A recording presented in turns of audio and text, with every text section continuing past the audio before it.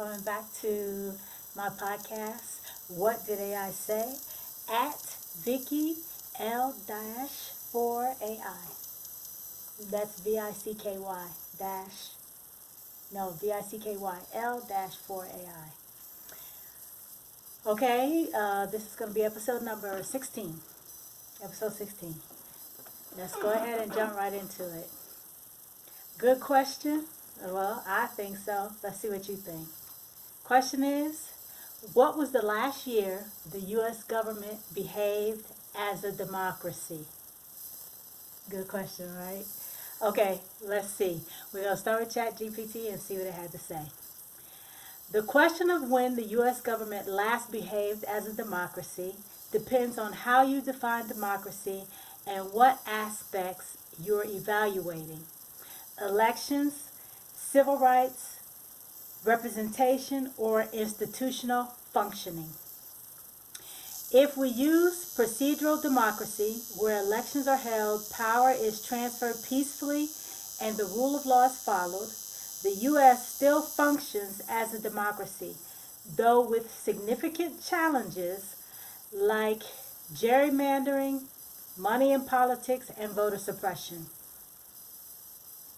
However, some critics argue that U.S. democratic quality has declined in recent years, especially due to the Capitol insurrection that happened January 6, 2021, seen by many as a serious stress test to democratic norms and institutions.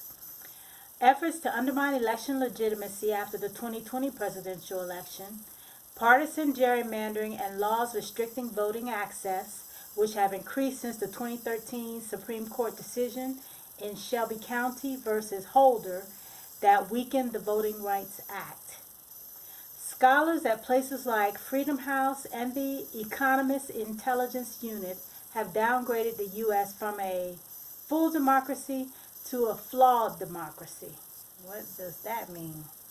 Around 2016-2017, primarily due to issues of polarization, weakened trust in institutions, and challenges to electoral integrity. So while the U.S. still meets many criteria for democracy, many argue its most functional high-trust period was in the mid to late 20th century, possibly peaking between the 1950s and 1970s, depending on whose rights and freedoms you're evaluating. Wow. Okay, so that was Chatgpt. Let's see what Deepseek had to say. Okay, to remind you, the question is, what was the last year the U.S. government behaved as a democracy? Here we go. The question of when the U.S. government last functioned as a true democracy is complex and depends on how one defines democracy. The U.S. was founded as a representative republic, not a pure democracy. Very true. With institutions like the Electoral College, the Senate, originally unelected, and judicial review limiting direct popular rule. However, if we assess democratic health by factors like voting rights, political equality, and government accountability, key turning points emerge. Okay, the first one, potential last democratic periods. Number 1, pre-Citizens United, before 2010. Some argue democracy eroded after the Citizens United decision of 2010, which unleashed unlimited corporate spending in elections, amplifying elite influence over politics. However, issues like gerrymandering, voter suppression, and the two-party duopoly predate this. Agreed. Number 2, pre-2000 election and Bush versus Gore, the Supreme Court's intervention in the 2000 election raised concerns about judicial overreach in democratic processes. The growth of mass surveillance and militarized politics post 9/11 further weakened democratic rooms. Number 3, pre-1980s neoliberal turn. The rise of corporate lobbying, deregulation, and wealth concentration since Reagan diminished equal representation. The Voting Rights Act of 1965 was gutted in Shelby County versus Holder in 2013, enabling voter suppression. Number 4, pre-Watergate. Before 1974, Nixon's abuses of power, espionage, cover-ups, etc., revealed systemic corruption. Yet, reforms like the War Powers Act of 1973 and campaign finance laws briefly restored accountability. Number 5, pre-civil rights backlash before 1965. The U.S. was hardly democratic for black Americans before the Civil Rights Act of 1964 and the Voting Rights Act of 1965. Even after gerrymandering, felony disenfranchisement, and ID laws undermine full participation. Okay, conclusion, a gradual decline. The U.S. has never been a full democracy. The U.S. has never been a full democracy. But democratic backsliding accelerated with money in politics, post-Citizens United, voter suppression, post-Shelby County, executive overreach, post-9/11 Trump's norm breaking, and unrepresentative institutions, Senate malappropriation, Electoral College. Agreed. If forced to pick a last democratic year, 2000 pre-Bush versus Gore, pre-Patriot Act might symbolize the end of relative democratic stability. But even then, systemic flaws persisted. The more accurate answer is that the U.S. has always been an imperfect democracy with periods of progress and periods of regression. Today, it is widely classified as a flawed democracy per the Democracy Index, or even an oligarchy per studies like Gillens and Page's testing theories of American politics. So there you have it. Now this is one of those questions where it always amazes me how Deepseek, the Chinese AI program, has more information in history than Chatgpt, because Chatgpt doesn't want you to know the details, whereas Deepseek, the Chinese AI program, is just pulling information. It's pulling the information. Somehow ChatGPT blocked it or kept it from pulling all of the information that we just learned. But yes, how does any of this affect our daily lives? I think that most people don't actually know that the United States was never a true democracy. It never was. It didn't even start as a true democracy. It started as a representative republic. So just that, knowing that, is a lot, because then you begin to understand how we have so many different systems that aren't democratic. They're not democracy systems, but we have them working. It feels like we have, just like with what we used to have as people, everybody is a melting pot. It feels like that's what we did with government. Every different type of government we're trying, in all different systems, to see what works and what doesn't. But so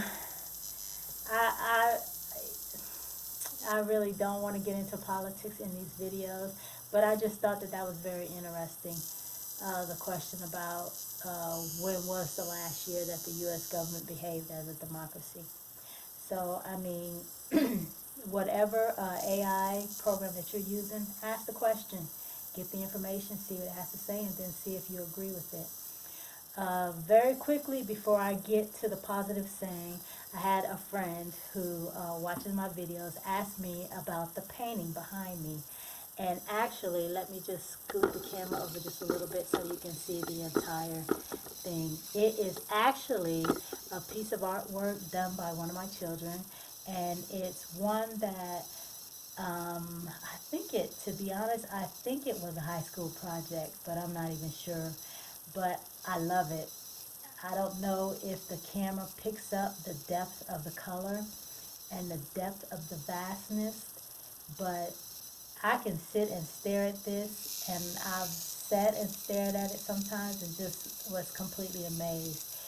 I'm always amazed. I have so much artwork around my home of what my kids have done, and they are extremely, all of them are extremely artistic when it comes to drawing.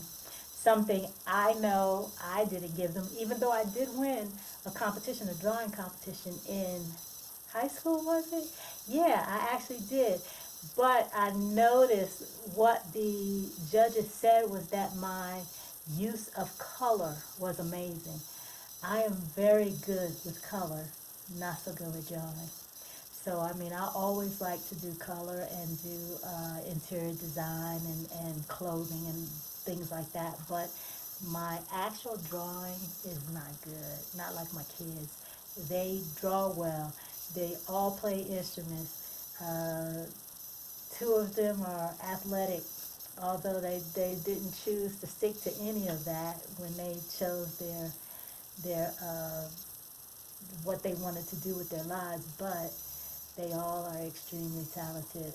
So I'm very grateful for that. But that's where the artwork came from. Now let's go ahead and move on to the positive saying. And this one is coming from a guy by the name of David Goggins. And if you don't know who he is, look him up, because when you hear his story and just hear what he's gone through and what he pulled himself out of and how strong his mind is, after you think he's crazy, you're going to think he's freaking a superhero, a black superhero. So one of the sayings that I jotted down from him was this, and I hope that it affects you like it affected me. Maybe it won't, but hopefully it gives you something. Okay, here we go. The only thing more contagious than a good attitude is a bad one. Let that sink in. The only thing more contagious than a good attitude is a bad one. So that I anytime that I feel like I'm gonna be in a funk or I'm about to get down in the dumps about something, that comes to my mind. The only thing more contagious than a good attitude is a bad one. So I mean, don't if you're struggling and you have sorrow or you have trauma or you have things that you have to work through your system, I'm one of those people where I believe you take that time. You do what you need to do. If you need to pull away from people and go somewhere in the mountains or by yourself, then you do that. You give yourself that time that it needs to filter through those emotions and to work them out of your system. But don't live there. You can't live there. And so many people today, they don't work it through. Maybe they don't have time. I know the hustle of just trying to live has become so much for so many that it's hard to just step back and say, you know what, I'm gonna take a minute for me because I got something going on in my mind or in my heart that I need to release. I need to work it out. I need to get it out of my system. But if you can do that, then do it. I know things that help me a great deal. I mean, I'm a big exercise person, always have been, and that definitely helps me to keep my mental level and keep everything smooth sailing. But I also love hiking in nature or just hiking around. I put some weights in a bag so I can make sure that I get the exercise as well as the experience of being outside in the element. And just walk and um, let your mind just be scattered and not think about anything in particular and just enjoy the scenery and the experience. So one more time, because I love this saying, the only thing more contagious than a good attitude is a bad one. And that's from David Goggins. Thank you so very much for visiting me again with my podcast. This was episode 15. We're going to keep this going. I hope you keep coming back. And don't forget to like and subscribe. Thank you. Peace.